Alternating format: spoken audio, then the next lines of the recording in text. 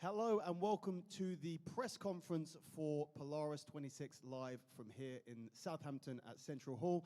My name is Daniel Strauss and we are going to be talking to some of the main card or all of the main card athletes from tomorrow's event. We're going to be starting off with our first bout of the main card tomorrow, which is going to be Marcin Matulewicz taking on Max Bickerton.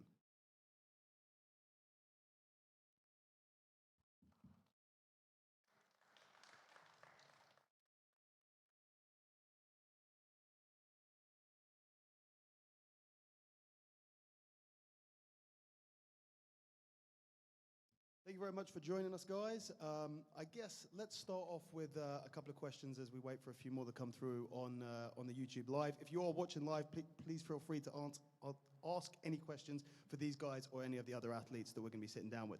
Let's start off. We saw you on the last Polaris. You won the Polaris Contenders event, and you ended up competing on probably our biggest show that we've ever done. Just talk me through your experience for that last Polaris. It was very huge for me getting opportunity to compete in such a great promotion against biggest name in the games. I'm really grateful for the promotion to have an opportunity to compete in Contender Series and earn my spot. It's great. And you're coming back, you're not taking on perhaps such a big name in Max. Obviously, Max is a great competitor, but you know, you've competed against some of the best in the world, and now you're back on the Polaris mats. How do you feel about this match going forward for tomorrow? I'm feeling great. You know, like I said, my fight with Giancarlo was one of the biggest names. I lost in last bout Max win, so I think we are fighting ourselves somewhere in the middle right now. And Max, it's good to see you back on Polaris again. I believe this will be your third time on Polaris. First time on the main card. How does that feel? Feels great, Dan. Thanks for having me. Yeah, no, it's kind of like basically a dream come true. I think all of us grew up like watching Polaris, watching it being like the biggest show around, definitely in Europe anyway. And yeah, I think all of us feel the same. That was always like, if you're writing your goals out, like dream goals for jiu-jitsu, like Polaris main card was one of them, and that was definitely the case for me. And you are coming in as pretty significantly smaller than your opponent tomorrow. Does that play into your mind at all? I mean, talk me through. I mean, it's a 100-kilo division. You're weighing in about as close to 100 kilos as you can be, and you're 10, 12 kilos under? Yeah. I mean, I compete in open weights all the time.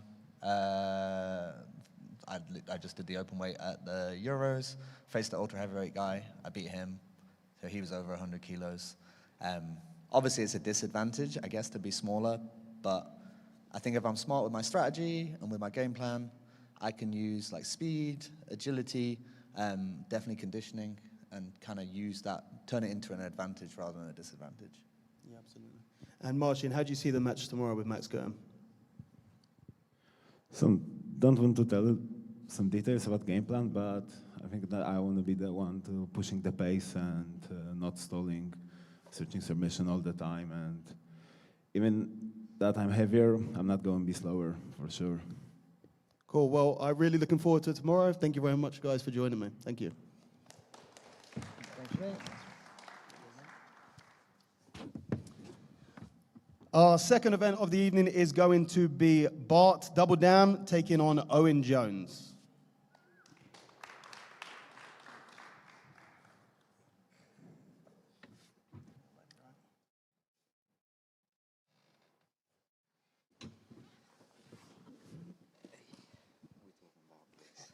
Okay, so first off, Owen, this is going to be your first time on the main card for Polaris.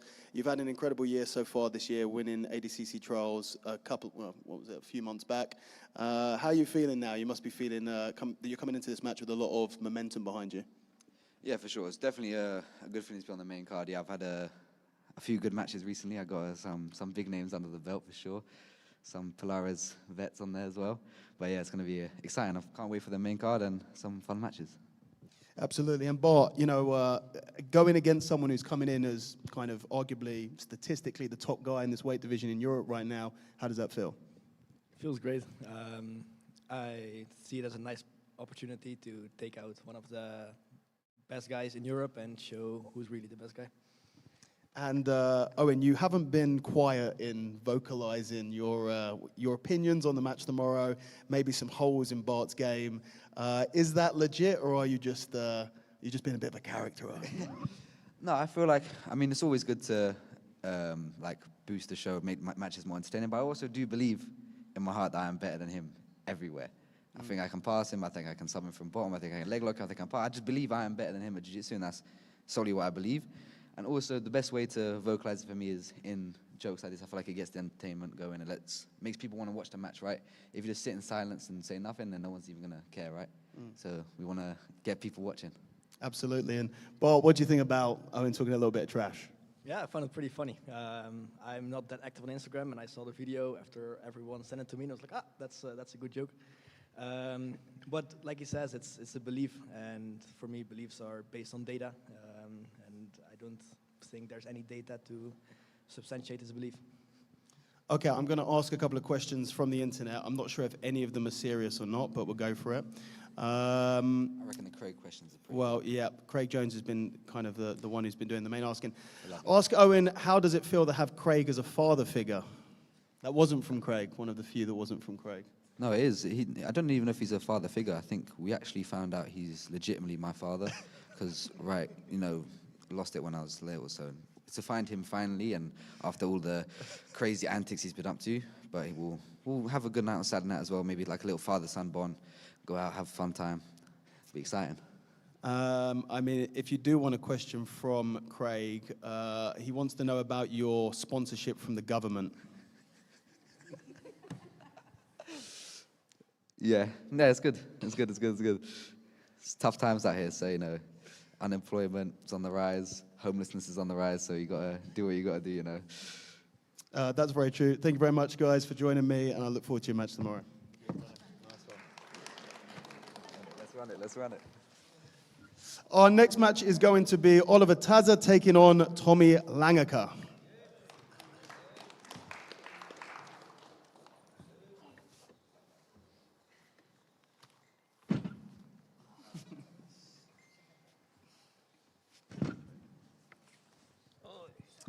Cool, guys. Thank you very much for joining me. I'm really looking forward to this match tomorrow.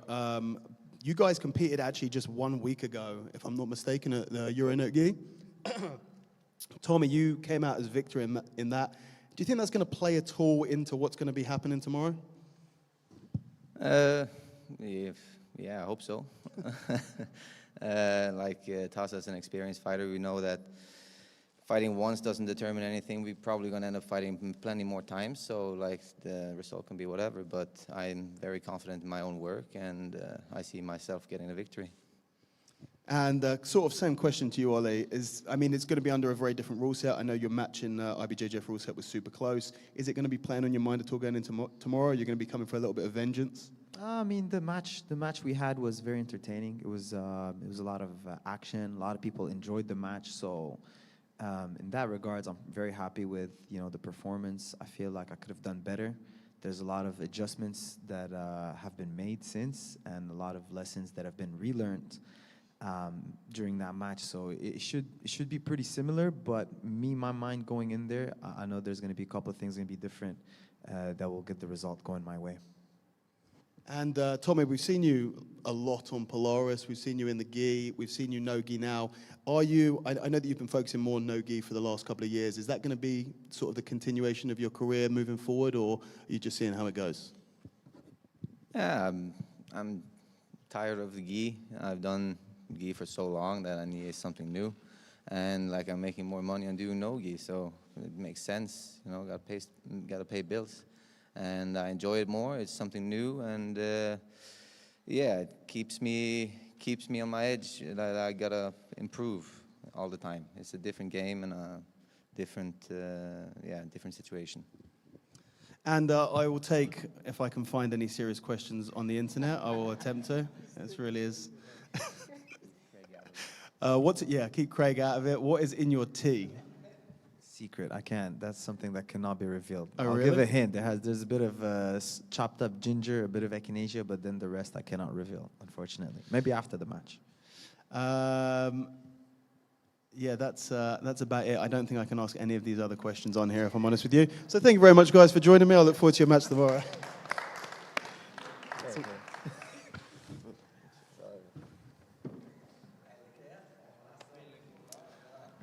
Our next match is going to be Julia Scarone taking on Molly McCann.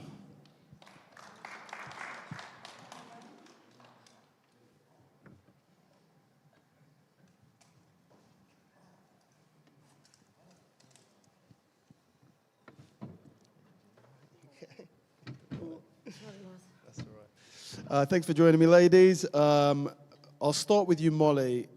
This is going to be your second time doing a pure grappling show. Obviously, I feel like this is a big moment for you competing, taking on. I know that you've spoken about this where you've received some criticism for your grappling and you've sort of lent into that and really immersing yourself. And I think, do you have a bit of a point to prove tomorrow? I suppose so. I think, like my last two performances have been shite in the UFC. And I'd just like to prove or just showcase a little bit more that I'm actually not awful at grappling. I've just come against some extremely talented women who are great at their discipline, but this is up there with one of the best shows to be on. I'm fortunate enough to know the guys who run it, and I've got a very good opponent in front of myself. And Julia, how does it feel to be going up against someone of Molly's reputation and of her caliber? I know you've competed a lot in a lot of grappling shows. You've been very active, especially over the last few years. But this is going to be first time on the main event. You're pretty high up the card, third from the top of the card. So how does this feel? I'm really excited. I'm excited to fight someone that has got a different style as well to most of the girls that I've fought before. And we're going to get to show some stand-up fighting, which is really exciting, and I think everyone's going to absolutely love watching us fighting. So I'm buzzing. And we have one of the questions here is, what takedown are you going to go for? Everyone knows. It's all over the internet, isn't it? I just do a hip throw. That's it. That's all I know. So, surprise. And Molly, do you think this is going to be a bit of a stand-up battle between you and Julia? I think one of the reasons why this matchmaking took place is because it's someone who's going to, Julia's looking for someone who's going to stand up with her. I think you kind of want the same. Is that what you're expecting tomorrow? Yeah, I just don't want to be boring and stall and just, like we was told in the Reels meeting, like it needs to be exciting, it needs to be fun and just full of action, do you know what I mean? Two girls going for it, looking for a finish and just having fun. And to go to a couple of questions on here, are you going to be looking to push the passing or are you going to be going for a submission? Push the what? Passing. I'm just passing. reading. I'm just reading. Yeah, no, I'm going to be looking for a submission, but the fight will go where it goes, but we won't be stalling them. We won't be taking. I think we'll be going straight from the bell or however you start when they shake your hands. And someone's really upset with me. Yin Yang J, please get someone else to run these. Someone with some balls. Dan is making these really boring. Thank you. I appreciate that. It's the best, isn't it? It is it's the best. I'm really sorry, but I'll try to do better, Yin Yang. Ladies, thank you very much for joining me, and look forward to your match tomorrow. Thank you. Thank you. Next match is going to be Laticia Cardozo taking on Kendall Ruzin.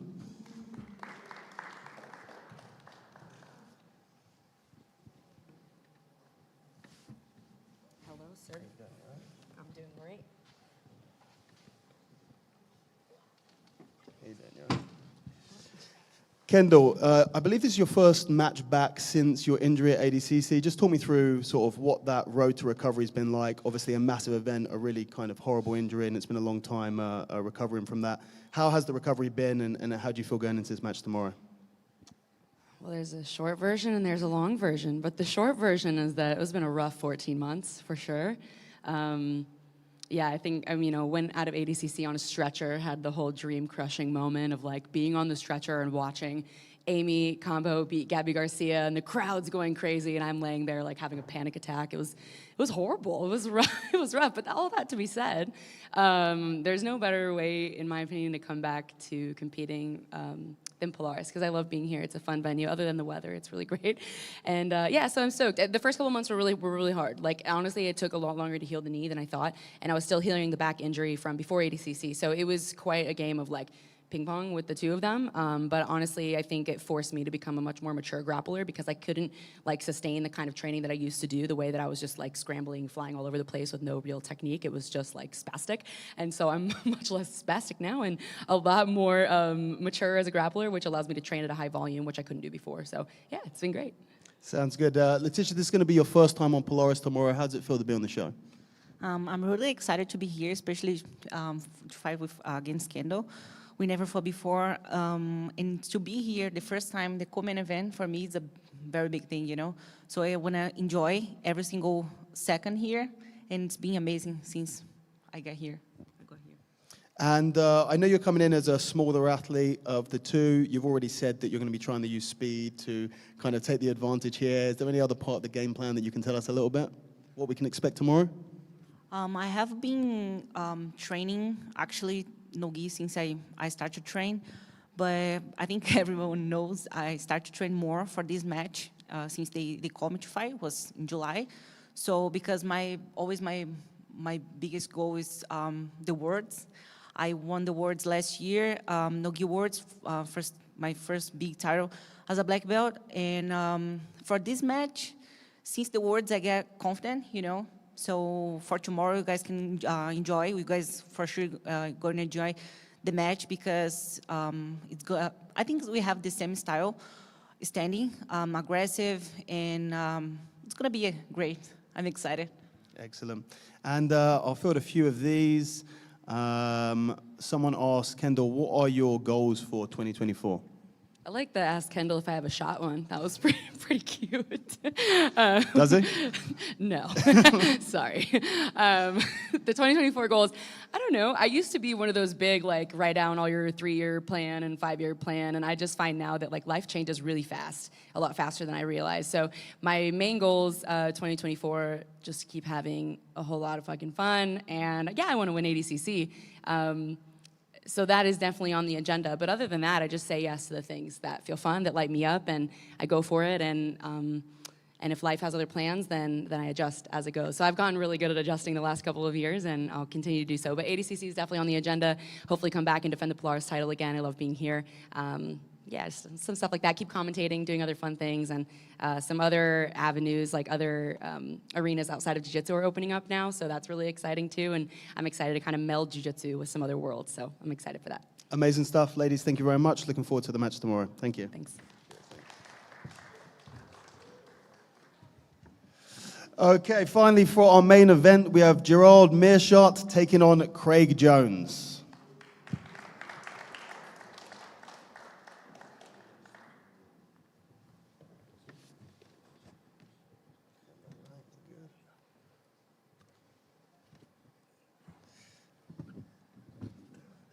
What's that?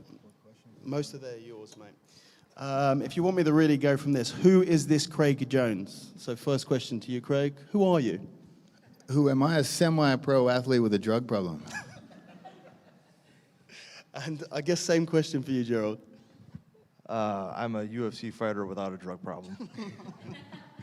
A real clash of worlds we have for our main event tomorrow. Joe, I'll come to you. So, you know, you're known as a very prolific grappler inside of the UFC. How does it feel coming out of sort of fighting into something a little safer? I know a lot of, when we've had a lot of pro MMA fighters coming over here to do grappling shows, I feel like they just don't, the stress level isn't there the same as when you're going into the cage. How does it feel? I know that you've done a couple of grappling shows already. Yeah, the stress level is definitely not the same because no one's going to try to punch me in the face. I mean, it's a big. I'm not sure. I mean, well, you know, I don't think, and from what I hear, Aussies can't hit that hard, so it'll be all right if he does. I'm looking forward to it though. It's going to be exciting.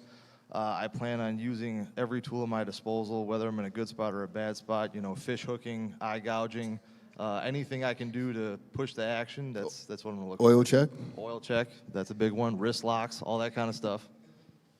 And one of the interesting things I heard, you know, I've spoken to, because we've had obviously quite a few fighters come on, and I think that a lot of the UFC fighters that we've had have sort of run into problems with the heel hooks when they've been on grappling shows. So, I mean, there was a discussion, I've spoken to the Polaris team before about removing heel hooks with some of these guys coming in. I mean, if you look at like the Paul Craig match or something like that, I think it could have been a lot more interesting if you didn't get heel hooked in 10 seconds. But you opted to you were given the option to do this match without heel hooks. You decided that you wanted to do it with heel hooks despite going against someone who is super high level on the legs. Just talk me through that train of thought. Well, most fighters really suck at leg locks. I suck a lot less than most fighters at leg locks, and I know enough that if I'm in a bad spot, I can just tap. And the biggest thing is don't be an idiot. So there's lots of ways you can not get leg locked, like don't just throw your body weight onto someone, let them flip underneath you and be capped in jiu-jitsu, and that's, step one. And then after that is be a little bit aware of what's going on. And I think I have enough awareness to make it, at the very least, an exciting match, and we'll see what happens. Sweet. Let's go to straight to the questions online for Craig. What's it like to be the worst cult leader in BJJ? I mean, even the worst cult leader has some good benefits, as we know, in the jiu-jitsu community. Is that it? Okay. Second one, why are you wearing clothes? That's a good question. Polaris didn't pay me enough money to remove these clothes. We're just going to quick fire these since you were, Craig, you were sort of leading the charge in terms of the questions. Craig, how does it feel to be the best crackhead in BJJ? I mean, it's an honor, obviously. It was no easy feat. Okay. Will you be transitioning to female MMA after this? I've tried. I can't find the right opponent. You might be interested. I'm doing this. I'm doing this for the one guy who said that I was too PC for this. Craig, when's the best time to do an oil check? And why do you always smell your fingers to finish? It depends how much I like the guy. Later in the match, is going to be a bit gentler, a bit more slippery. Early in the match, we're going in dry. Noted.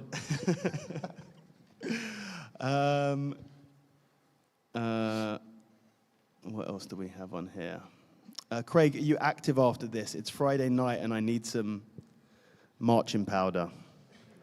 Oh, I mean, we'll get to the nose biz before the match. You got the match late in the day. You know what I mean? That's a late time to start.